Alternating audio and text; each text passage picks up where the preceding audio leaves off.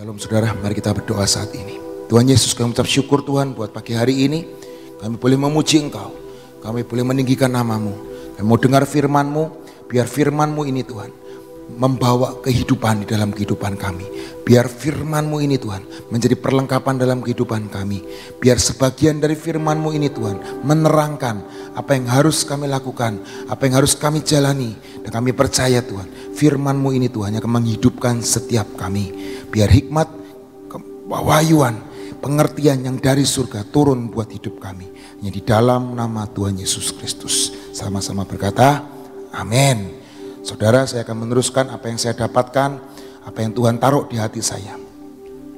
Masalah terbesar dalam hubungan kita dengan Tuhan itu bukan karena Tuhan gak mempercayai kita, tapi karena kita gak mempercayai Tuhan. Betul? Dalam kitab kita yang kita baca, yaitu kitab perjanjian. Betul saudara? Kita setiap hari baca Alkitab, amin. Yang baca Alkitab, kita akan tahu di situ banyak perjanjian-perjanjian Tuhan. Makanya disebut kitab perjanjian lama dan perjanjian baru. Ada yang ngomong Testament, Old Testament. Perjanjian itu butuh dua orang, betul saudara? Kalau dua orang nggak saling percaya, maka perjanjian itu adalah perjanjian yang cacat. Tapi kalau perjanjian itu minimal dua orang, dan dua orang itu sama-sama mempercayai, maka lahirlah suatu yang namanya kerjasama. Dan artinya perjanjian itu sah karena saling mempercayai. Dan itu disebut dengan kata lain, ada kerjasama dan membuahkan hasil. Dalam suatu pernikahan, kalau namanya saling percaya, itu pernikahannya akan langgeng sampai hari tua, bahkan sampai hari kematian, maut memisahkan mereka. Tapi ketika tidak ada saling percaya satu sama lain, maka pernikahan itu sudah ada di pinggir jurang. Betul saudara? Suami istri itu harus saling percaya, betul saudara? Saling mengenal, saling percaya. Tahu isi dompetnya berapa, tahu isi rekeningnya berapa, betul? Tahu siapa aja kontak WA-nya, betul? Nggak kasih password. Saya sama istri saya nggak kasih password. Bahkan ATM saya pun istri saya tahu. M-bankingnya istri saya tahu. Nggak pakai password-passwordan. Makanya sering kali kalau anak saya ambil handphone saya dan acak-acak handphone saya kebingungan. Sekali waktu pernah M-banking saya dihapus sama anak saya. Dan saya harus ke bank lagi untuk mendaftarkan lagi. Hari ini orang yang saling percaya adalah orang yang terbuka. Betul saudara? Gak ada rahasia. Makanya Tuhan ngomong, kita adalah umat perjanjian. Betul? Kalau kita ini umat perjanjian, bukan masalah Tuhan yang tidak mempercayai kita. Tuhan selalu mempercayai kita, bahkan mengasihi kita. Tapi kadang-kadang kita ini gak bisa percaya sama Tuhan. Mungkin percaya, tapi mungkin cuma 60%. Ya percaya Tuhan, kalau ya percaya Tuhan, tapi seringkali kita ngomong gitu kan, tapi. Nah, itu masalah terbesarnya di situ saudara. Makanya seringkali orang ngomong, waduh saya lagi diproses Tuhan. Saya lagi lagi gak enak lah, lagi diproses nih. Tapi bahasa saya saudara, kalau saudara diproses, artinya saudara itu lagi diuji. Bagaimana tingkat kepercayaanmu? Apakah tingkat kepercayaanmu sudah mencapai apa yang Tuhan mau dalam hidupmu? 40 tahun bangsa Israel diproses Tuhan. Disebut umat perjanjian, tapi menjadi umat perjanjian syarat dan ketentuan berlaku. Betul saudara? Tuhan harus menguji bangsa Israel sampai tingkat kepercayaannya kepada Tuhan itu sampai nilai yang Tuhan mau. Betul? Begitu keluar dari tanah Mesir, diuji sama yang namanya Laut Kolsom. Betul saudara? Jalan sedikit dari Laut Merah, mereka kehabisan air. Betul saudara? Mereka menerima sesuatu yang pahit. Ada air, tapi pahit airnya. Betul? Habis itu mereka ketemu lagi, kesakitan lagi.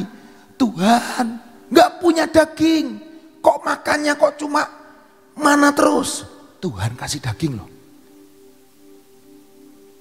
Kepanasan, Tuhan kasih tiang awan. Kedinginan, Tuhan kasih tiang api. Ngerutu lagi. Dan pada akhirnya 90% daripada mereka tidak bisa masuk ke tanah perjanjian.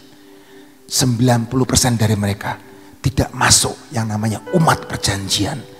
Hanya bangsa yang dipimpin, hanya umat yang dipimpin Yosua dan Kaleb yang boleh masuk karena penilaian Tuhan. Kamu lulus. Betul saudara? Hari-hari ini kita banyak hamba Tuhan. Bahkan nanti malam pun kita mau Zoom meeting bersama Pak Daud. Betul? Untuk menyongsong tahun 2023. Saya harap setiap kita boleh ikut dan mendengarkan apa yang pesan-pesan yang Tuhan nyatakan kepada Pak Daud. Betul saudara? Tapi yang saya dapatkan saudara, kita mau baca saudara. Di Markus 10 ayat 17 sampai 22. Ini mungkin buat pengantar buat saudara dan saya. Saya pun berdoa, Tuhan, tahun 2023 beneran peteng lah Tuhan. Beneran gelap lah Tuhan. Kalau peteng, kalau gelap, ya gimana Tuhan? Kita mau baca saudara. Tuhan ngasih gambaran ke saya. Tuhan tuh ngasih suatu perenungan buat saya. Markus 10 ayat 17 sampai 22. Pada waktu Yesus berangkat untuk meneruskan perjalanannya, datanglah seorang berlari-lari mendapatkan dia. Dan sambil bertelut di hadapannya ia bertanya, "Guru yang baik, apa yang harus kuperbuat untuk memperoleh hidup yang kekal?" Jawab Yesus, "Mengapa kau katakan aku baik? Tak seorang pun yang baik selain daripada Allah saja, yaitu Bapakku. Engkau tentu mengetahui segala perintah Allah. Jangan membunuh, jangan berzinah, jangan mencuri, jangan mengucapkan saksi dusta, jangan menguraki hak orang, hormatilah ayahmu dan ibumu." Lalu kata orang muda ini kepadanya, "Guru, semuanya itu telah kuturuti sejak masa mudaku." Tetapi Yesus memandang dia dan menaruh kasih kepadanya. Lalu berkata kepadanya, "Hanya satu lagi kekuranganmu. Pergilah, jualah yang kau miliki dan berikanlah itu kepada orang-orang miskin. Maka engkau anak muda akan beroleh harta di sorga. Kemudian datanglah kemari dan ikutlah aku." Mendengar perkataan itu, anak muda itu menjadi kecewa, lalu pergi dengan sedih sebab banyak hartanya. Dari ayat yang kita baca ini saudara, anak muda ini mengira untuk memperoleh kehidupan yang kekal, dia itu harus berbuat sesuatu dahulu. Betul saudara? Dia ngomong, "Aku sudah ngelakuin itu semua Tuhan. Percayalah, hukum Taurat aku sudah melakukannya. Dan hari ini aku mau ikut engkau." Tapi Yesus berkata, "Sebelum engkau mengikut aku, engkau harus menjual semua hartamu." Saya tidak tahu latar belakang dari pemuda ini apa. Hari-hari ini seringkali kita berkata, "Aku udah ngelakuin ini, aku udah ngelakuin ini, aku udah ngelakuin ini, aku layak." Tapi percayalah, seperti Efesus 2 ayat 8 dan 9 berkata, "Sebab karena kasih karunia kamu diselamatkan oleh iman. Itu bukan hasil usahamu, tetapi pemberian Allah. Itu bukan hasil pekerjaanmu, janganlah ada orang yang memegahkan diri. Dan di Roma 10 ayat 9 dan 10 berkata, sebab jika kamu mengaku dengan mulutmu bahwa Yesus adalah Tuhan dan percaya dalam hatimu bahwa Allah telah membangkitkan dia dari antara orang mati, maka kamu akan diselamatkan. Karena dengan hati orang percaya dan dibenarkan, dan dengan mulut orang mengaku dan diselamatkan. Hal yang pertama, dilihat dari kisah yang kita baca tadi. Dia merasa kalau aku sudah melakukan segala sesuatunya, maka aku layak untuk mendapatkan keselamatan. Aku layak untuk mendapatkan pujian. Aku layak untuk mendapatkan yang namanya kemuliaan. Padahal seringkali firman Tuhan berkata, aku adalah hamba yang tidak berguna. Hanya melakukan apa yang Tuhan mau. Itu yang disebut hineni, jalan penghambaan. Tetapi anak muda ini datang kepada Yesus dengan segudang, ini loh Tuhan, ini loh Tuhan, aku sudah ngelakuin itu. Betul saudara, hari ini mari kita datang kepada Tuhan, bukan dengan embel-embel, bukan dengan Tuhan seperti orang mau jual beli. Tuhan, ini loh, ini loh, ini loh, ini loh. Aku sudah ngelakuin ini semua loh Tuhan. Kok yang kayak gini kok terjadi dalam hidupku? Yang kedua saudara, Yesus memang baik gak? Yesus memang baik. Sebelum dia anak muda ini ngomong guru yang baik, sebenarnya Yesus sudah baik belum? Sudah baik. Betul saudara? Tapi permasalahannya, anak muda ini ngomong, Yesus engkau baik, bukan dari pengalamannya bersama Yesus. Saya percaya anak muda ini ngomong guru yang baik itu cuma lip service, bukan karena pengalamannya. Dan hari itu Tuhan ngomong, mengapa kau katakan aku baik? Tak seorang pun yang baik selain daripada Allah saja. Ini jawabannya tuh jawaban kalau orang ngomong orang Jawa, sengak, blenak krungu dikrunguin nang blenak. Ada orang Cirebon ngomong, aja pengkonon sih ngomongnya. Betul saudara? Dia omong, lu baik banget ya. Aja ngomong kita baik lah, suara baik lah. Betul saudara? Karena Yesus tahu orang ini ngomong Yesus baik karena bukan dari pengalamannya, bukan dari hatinya, tapi dia dengar, oh itu guru yang baik. Hari ini, apakah saudara dan saya ketika memuji Tuhan, ketika mengatakan Yesus engkau baik, itu benar-benar keluar dari hatimu yang terdalam? Kalau benar-benar dia baik dalam hidupmu, apakah engkau punya pengalaman bersama Yesus? Di ayat yang tadi yang kita baca, berpengalaman dengan Yesus secara pribadi, bahasa aslinya itu adalah yada, saudara. Yada. Di sini di ayat terakhir tadi berkata, maka engkau akan beroleh harta di sorga. Kemudian datanglah kemari dan ikutlah aku. Itu kata aslinya berkata yaudah, datang kemari dan ikutlah aku. Itu artinya datang ke sini, ikut aku, ngantung sama aku, jalan bersama dengan aku, hidup berpengalaman bersama dengan aku. Tapi anak muda itu ngomong, sedih hatinya karena dia ngerti aku gak bisa. Dan hari itu, sejak hari itu gak pernah terdengar lagi anak muda ini. Kenapa kalau pengalaman ini bisa ditulis di Alkitab? Karena Yesus menginginkan setiap kita bukan mengenal dia karena kata orang, tapi mengenal dia karena emang kita mengalaminya, kita punya pengalaman dengan dia. Dia ngomong, ikutlah aku, yada, berpengalaman dengan aku. Dan di sini berkata lagi dalam terjemahan aslinya, berjalan bersama-sama seperti hidup di dalam rumah tangga. Saudara ngerti? Hubungan suami istri itu yada. Ketika Adam bersetubuh dengan Hawa, kata bersetubuh di Alkitab berkata yada. Dan di Markus 10 ini, Yesus berkata kepada anak muda ini, mari kemari dan ikutlah aku, yada. Saudara tahu saudara, ketika kita berjalan membangun hubungan dengan seseorang, kalau tidak ada kepercayaan, itu sia-sia, betul saudara? Kalau kita nggak mengenal secara pribadi, itu sia-sia. Hari ini saya nggak bawa masker, kelupaan, ketinggalan di mobil buru-buru. Saudara tahu anak-anak saudara itu kan pakai masker juga kan. Tapi hari-hari ini sudah banyak yang nggak pakai masker sih. Karena sudah nggak pernah terdengar lagi bunyinya gitu loh.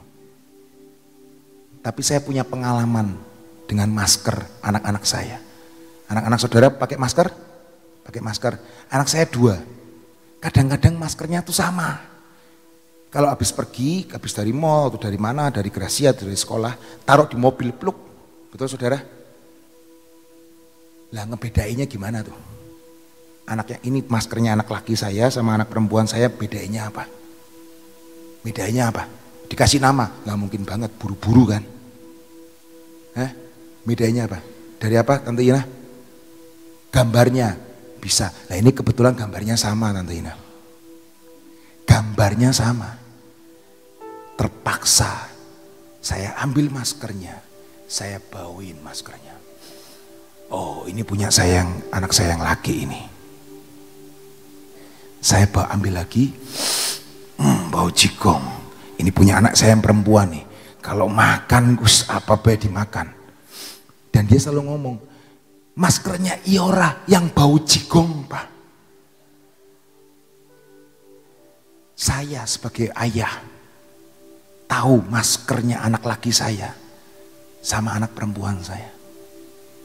Maaf kata, handuk, bau handuk istri saya tahu nggak? Tahu. Makanya bapak-bapak jangan ketuker ya sama handuk pembantunya. Hati-hati, apalagi handuknya orang lain, handuknya istri orang lain. Hati-hati. Handuknya istri saya maupun sama handuknya anak saya Dev, anak saya Iora.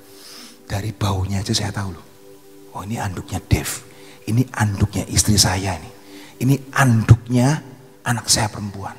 Ini maskernya istri saya. Saya mau pakai tadi di mobil. Saya mau pakai. Wah ini bukan masker saya, ini masker istri saya ini.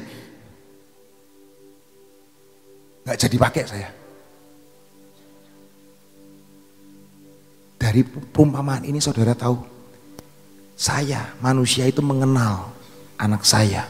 Baunya saya kenal, istri saya kenal, apalagi Tuhan yang kita sembah, mengenal saudara pribadi demi pribadi, amin.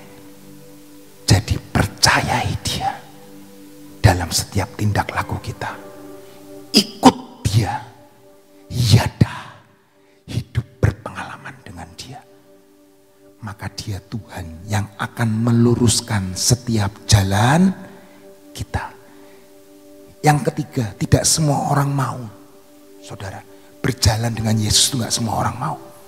Seringkali Tuhan ngomong diinterupsi. 40 tahun nanti gimana? 13 tahun di penjara seperti Yusuf gimana? Berpuluh-puluh tahun gak punya anak.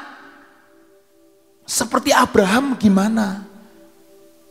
Gimana nanti kalau aku seperti Zakaria? Sudah tua baru punya anak. Ya kalau disembuhkan. Ya kalau nggak sembuh gimana?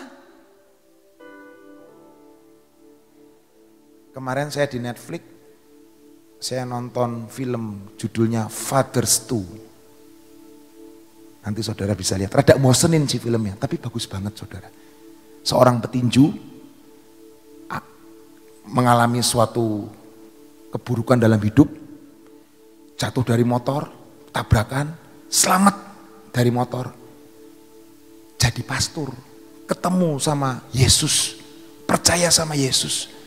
2 tahun sekolah pastor, kena sakit paralis. Nggak bisa, jadi sakit paralis itu sakit yang pelan-pelan. Ini kisah nyata saudara, diangkat jadi film. 2 tahun percaya Yesus, kena penyakit aneh. Otot-ototnya mulai melemah. Dan pada akhir hidupnya nggak pernah sembuh. Tapi tetap jadi pastor, tetap percaya Yesus. Keluarganya ateis. Dan satu keluarganya percaya Yesus. Karena dia. Tapi hidupnya sedih. Hidupnya nggak enak. Tapi dia ngomong, ini adalah kehormatan. Ini adalah kemuliaan. Ketika aku hidup berjalan bersama Yesus. Saya lihat film itu, aduh Tuhan. Seringkali kita yang gak lumpuh. Kita yang diberkatin. Kita yang ngalamin yang biasa-biasa aja. Kita komplain sama Tuhan. Biar hari ini kita jangan seperti anak muda yang dinain ini. Ketika dia ngomong sama Yesus, Tuhan aku mau datang kepada engkau. Tuhan ngomong, ikut aku. Jual semua hartamu. Jual semua ikatanmu. Tinggalkan semua ikatanmu. Dia ngomong, aduh gak bisa Tuhan. Aku yada sama Tuhan tuh gak bisa. Tapi biar hari ini kita punya yada sama Tuhan. Amin. Matius 16 ayat 26 berkata, apa gunanya seorang memperoleh seluruh dunia tetapi kehilangan nyawanya? Dan apakah yang dapat diberikan sebagai ganti nyawanya? Dan pertanyaannya, apakah saudara mau menerima tawaran Tuhan hari ini? Ikut aku, jalan bersama dengan aku.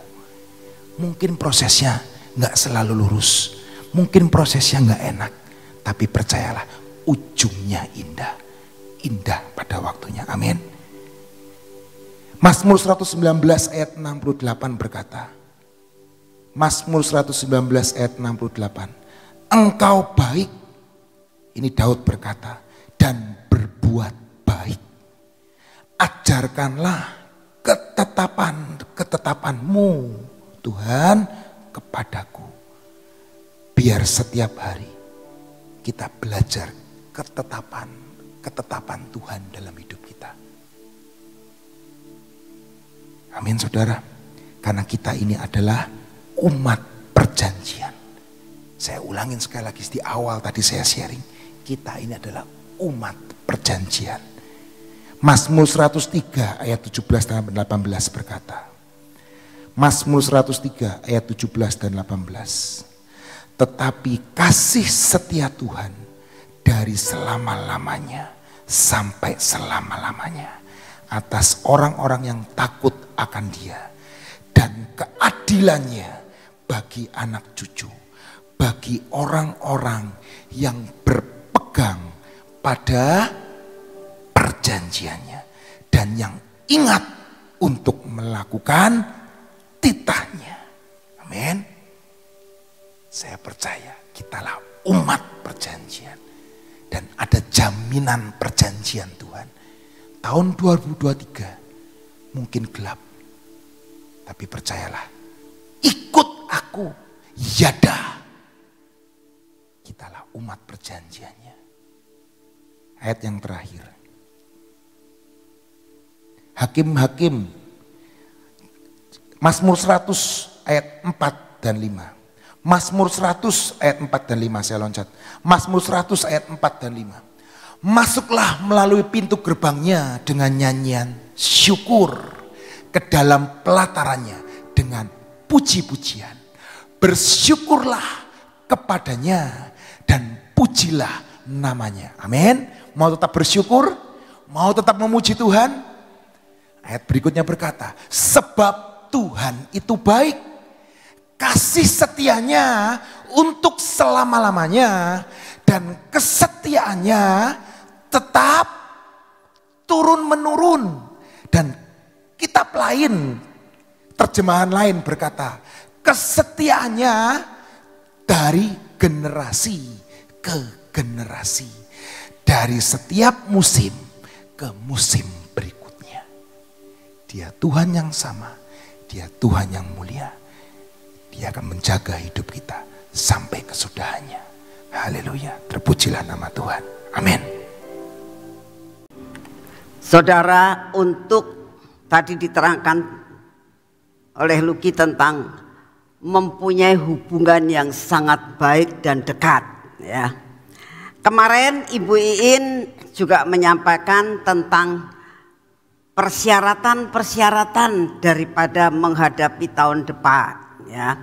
Salah satunya yang poin ketiga kalau tidak salah adalah masuk dalam hadiratnya, ya. Coba ditayangkan kalau masih ada, ya. Masih ingat enggak? Saya ingin mengulangi, ya, supaya saudara itu mengingat, oh iya, jangan sekedar dengar hilang, ya. Dikatakan masuk dalam hadiratnya, ya. Masuk, dan yang betul yang ketiga, ya, dikatakan kalau kita masuk dalam hadiratnya, dalam Keluaran 33 itu dikatakan Musa membentangkan kemah suci di luar perkemahan, jauh dari perkemahan rakyat. Setiap orang yang mencari Tuhan, keluarlah ia pergi ke kemah suci atau tabernakel yang ada di luar perkemahan rakyat. Apabila Musa pergi ke kemah itu, bangunlah seluruh bangsa itu berdiri masing-masing di pintu kemahnya dan mengikuti Musa dengan mata mereka sampai ia masuk ke dalam kemah itu. Perhatikan, sampai Musa masuk ke dalam kemah itu. Apabila Musa masuk ke dalam kemah itu, turunlah tiang awan dan berhenti di pintu kemah itu, dan berbicaralah Tuhan dengan Musa di sana, ya.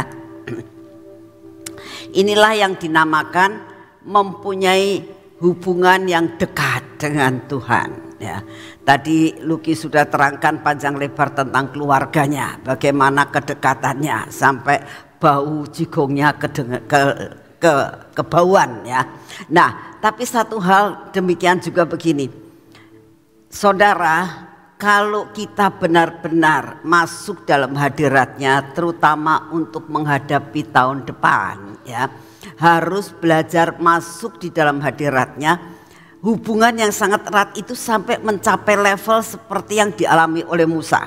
Dikatakan saat Musa itu masuk ke dalam kemah itu, tiba-tiba turun tiang awan di atas kemah itu.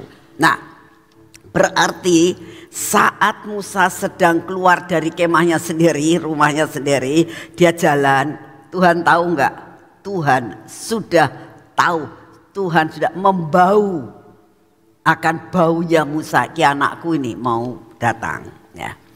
Begitu sampai di kemah itu, begitu Musa masuk, ini awannya ngikutin tiang awannya. Tiang awan itu menggambarkan kekuasaan dan hadirat Tuhan yang luar biasa. Sampai pada saat Musa itu masuk ke dalam kemah, langsung tiang awan itu ada di atasnya menaungi. Saudara belajar sampai kita itu begitu masuk dalam hadirat Tuhan, kita boleh merasakan ada sesuatu hadirat Tuhan yang luar biasa. Lalu dikatakan berhenti di pintu kemah. Berarti kan kemah itu ada pintunya. Pintunya di sini, itu ada di sini, berhenti di depan pintu.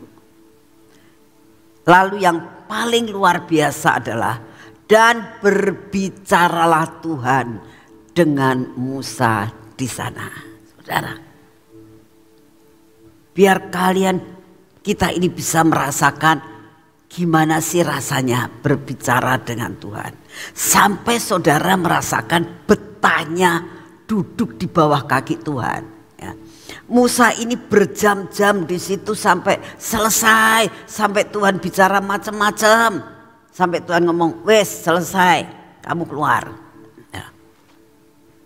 Saudara, saya sering merasakan hal ini kalau saya di taman. Ya. Kadang-kadang saya bisa 1 jam hanya duduk di situ, ya.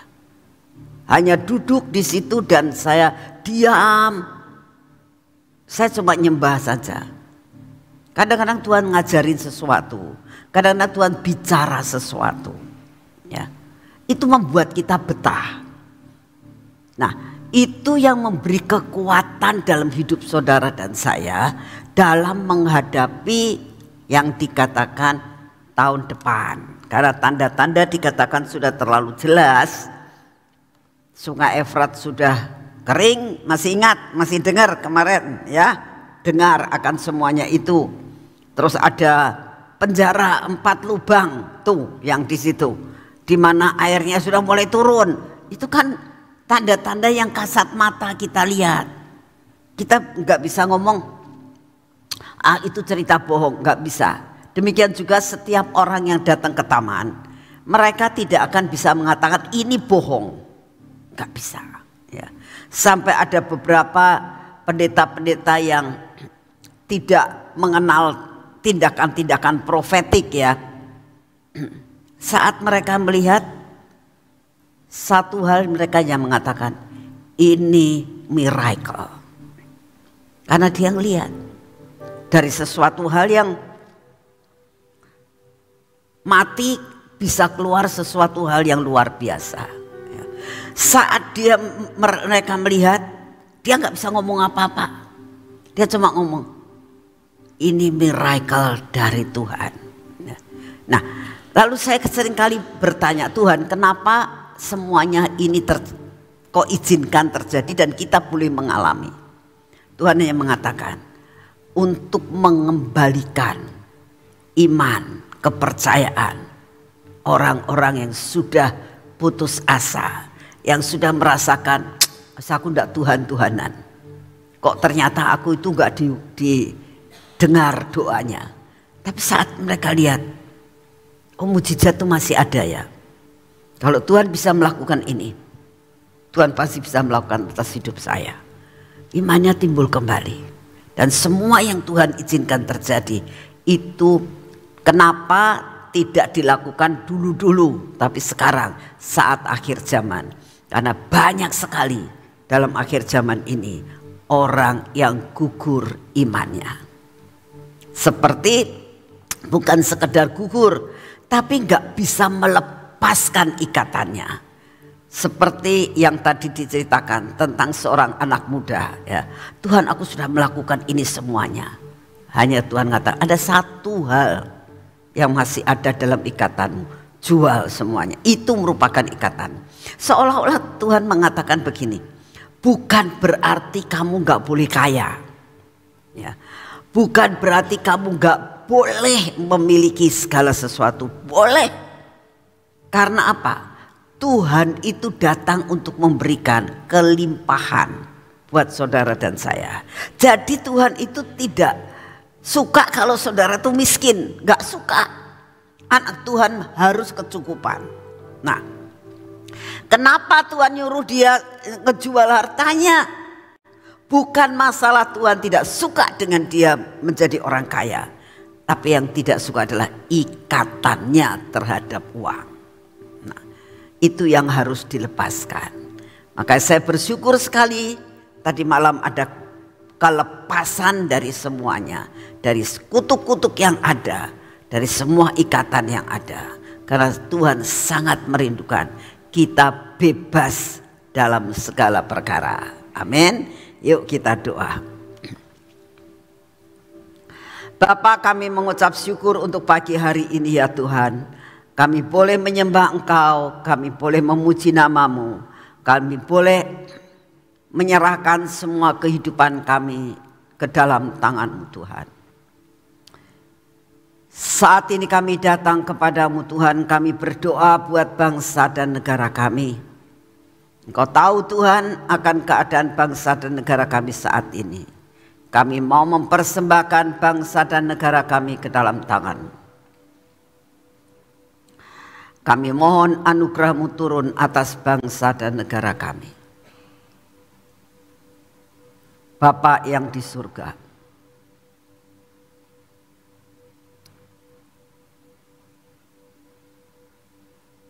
kami minta anugerah-Mu turun. Ikut ambil bagian di dalam penyelesaian yang harus diselesaikan buat bangsa dan negara kami yang kemelut sampai saat ini belum terselesaikan. Engkaulah yang akan menyelesaikan semua masalah kemelut yang ada. Kami juga berdoa saat ini ya Tuhan, untuk keadaan dunia saat ini, di mana seluruh dunia saat ini dengan wakil-wakilnya yang berkumpul di dalam G20. Ini pun kami mempersembahkan semua kepadamu. Biarlah keputusan-keputusan yang diambil benar-benar untuk kebaikan buat dunia. Terima kasih untuk semuanya. Bapak, kami tetap mau berdoa buat bencana-bencana yang terjadi dan yang akan terjadi. Kami minta anugerah-Mu, semua ada di dalam kendali yang daripada-Mu. Saat ini kami datang di hadapan-Mu Tuhan. Biarlah Engkau sendiri yang akan mengendalikan keadaan cuaca di negara kami dan di dunia ini. Saat ini ya Tuhan, kami minta kepadamu kekuatan dan kesehatan yang daripada-Mu. Berikan kepada kami hari ini daya tahan tubuh yang baru, supaya kami dalam menghadapi kehidupan ini tetap kami kuat dan sehat untuk menyelesaikan semua destiny kami. Terima kasih untuk semua dan semuanya ini. Terima kasih Bapak. Di dalam nama Tuhan Yesus, mari kita masuk dalam pengurapan.